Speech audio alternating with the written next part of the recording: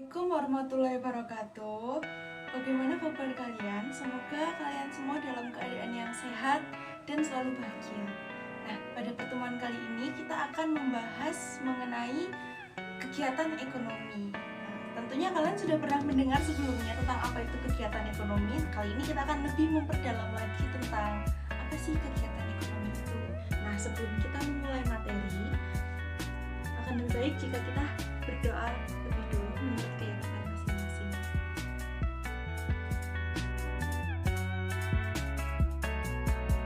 Kegiatan ekonomi adalah suatu kegiatan yang dilakukan manusia untuk mencapai kesejahteraan dalam hidupnya. Nah, seperti yang kita ketahui, manusia memiliki kebutuhan yang bersifat tidak terbatas. Agar kebutuhan manusia yang bersifat tidak terbatas atau sangat banyak ini, manusia melakukan kegiatan ekonomi agar kebutuhannya dapat terpenuhi. Ekonomi sendiri terdiri dari 3 kegiatan, yaitu produksi, distribusi, dan konsumsi. Kita akan membahas dulu yang mengenai adalah kegiatan produksi. Apa sih kegiatan produksi itu? Nah, kegiatan produksi sendiri memiliki pengertian suatu kegiatan menambah faedah atau kegunaan suatu benda atau bahkan menciptakan benda baru sehingga dapat menjadi benda yang memiliki nilai ekonomis atau nilai yang lebih tinggi. Kegiatan produksi ini dapat dilakukan dengan cara yang pertama, yaitu mengubah sifat, mengubah bentuk, dan juga mengubah kegunaannya. Pabrik tahu, pabrik sepatu. Nah, itu termasuk salah satu kegiatan produksi, yaitu di mana mengolah atau mengubah dari bahan baku atau bahan belum jadi menjadi suatu barang yang siap digunakan. Nah, contohnya saya ambil contoh yang pabrik sepatu. Nah, tadi kan suatu pabrik itu kan mengubah barang dari barang yang belum jadi, contohnya seperti membeli solnya atau karet, lalu disusun sedemikian rupa sehingga mengubah bentuknya dan mengubah sifatnya menjadi dapat digunakan. Itu merupakan salah satu kegiatan produksi. Yang saya sebutkan tadi adalah jika produksi suatu barang. Bagaimana jika produksi suatu jasa?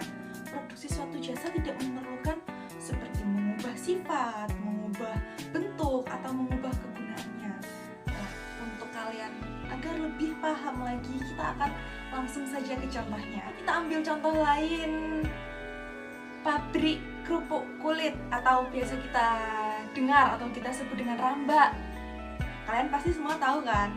Nah, di situ jelas kerupuk kulit itu nggak langsung kerupuk kulit kan, melainkan sebelumnya berasal dari kulit sapi atau kulit kerbau. Nah, disinilah kegiatan produksi itu terjadi, yaitu mengubah dari yang kulit kerbau tadi menjadi kerupuk kulit atau kerupuk yang siap digoreng atau dapat langsung dinikmati.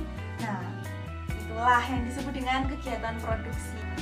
Kalau produksi jasa gimana? Nah, kalau produksi jasa tidak harus mengubah atau bahkan tidak perlu mengubah sifat, bentuk, dan kegunaannya. Namun, ia hanya memanfaatkan saja. Saya ambil contoh wedding organizer.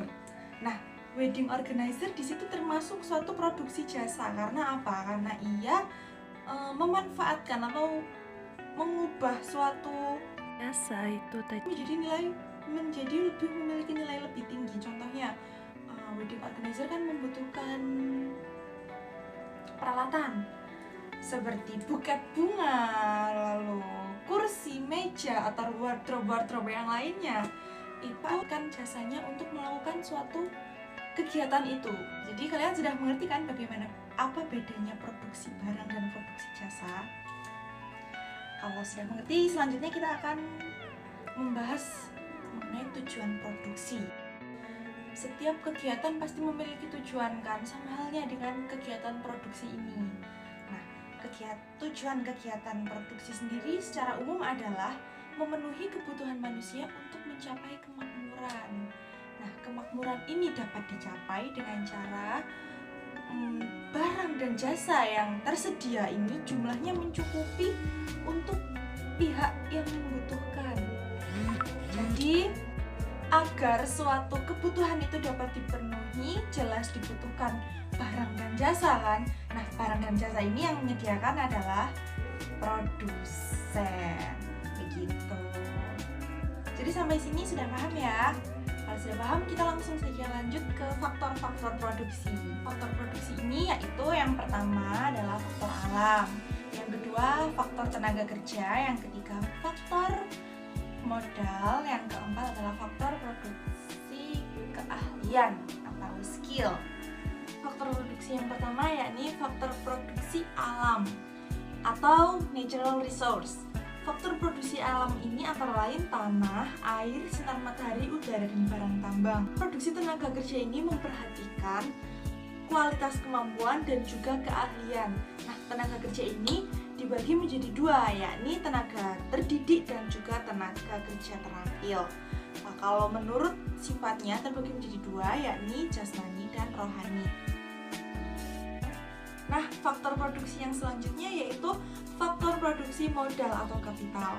Nah, fungsi faktor produksi modal ini adalah sebagai penunjang untuk mempercepat, menambah proses produksi barang jasa, sehingga jika semakin banyak modal, maka akan semakin mempercepat proses atau menambah kemampuan produsen dalam memproduksi suatu barang. Nah, modal ini dapat dikelompokkan menjadi dua kelompok, yakni modal asing dan modal sendiri. Atas dasar kepemilikannya, modal dapat dibagi menjadi dua, yakni modal individu atau perorangan dan modal masyarakat atau modal umum. Selanjutnya, modal juga dapat dikelompokkan lagi atas modal tetap dan modal lancar. Nah, yang selanjutnya yaitu faktor produksi keahlian atau sumber daya pengusaha, entrepreneurship.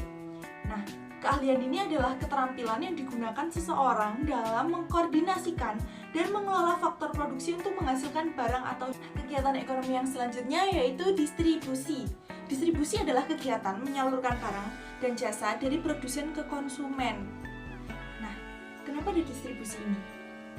Distribusi ini ada karena tidak semua konsumen itu tempat atau lokasinya dekat dengan produsen. Nah, jadi untuk mengatasi lokasi yang jauh ini muncullah distribusi atau distributor. Distribusi ini yang pertama yaitu mempercepat penyaluran barang dan jasa kepada konsumen. Yang kedua, menyalurkan hasil produksi secara merata pada konsumen.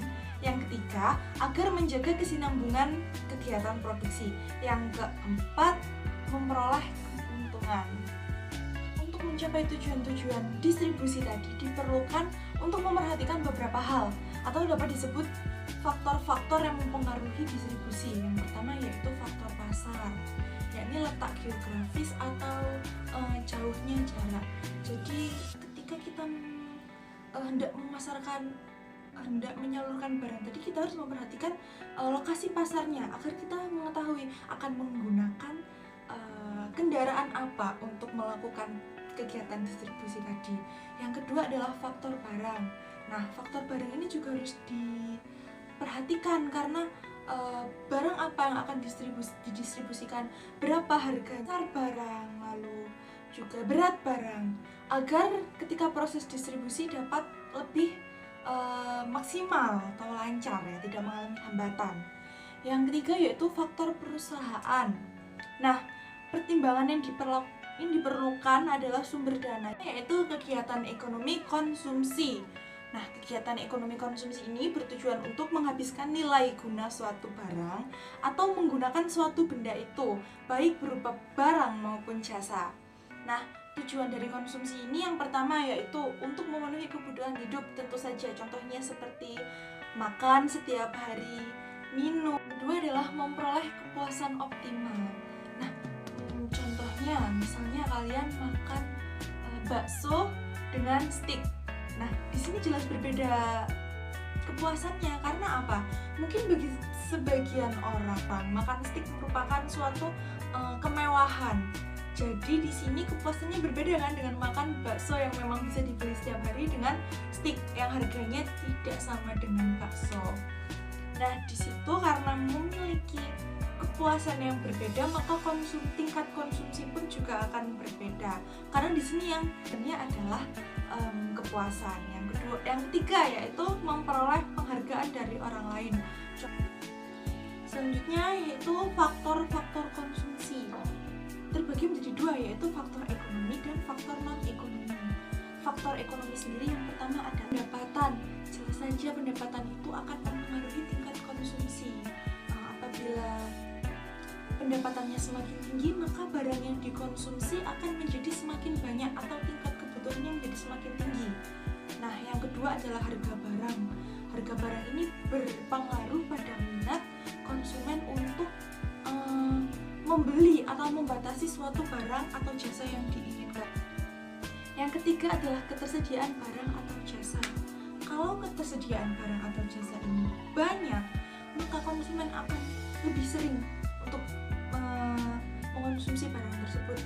Pendidikan seseorang akan sangat berpengaruh terhadap tingkat konsumsinya. Contohnya, tingkat konsumsi anak SD dengan anak SMA tidak akan sama kan, karena anak SMA sudah membutuhkan kendaraan sendiri, contohnya sepeda motor, sedangkan anak SD belum membutuhkan hal ini. Sekian pembelajaran untuk hari ini. Apabila ada yang ingin kalian tanyakan atau kalian belum mengerti, kalian boleh langsung menanyakan kepada saya melalui Google Classroom. Dan jangan lupa tugas sudah saya sediakan di Google Classroom, silakan kalian lihat dan kalian cek, beserta di situ juga sudah tertera waktu pengumpulannya. Jangan lupa mengerjakan. Saya akhiri sampai di sini. Terima kasih atas perhatian kalian. Semoga kalian semua sehat lalu.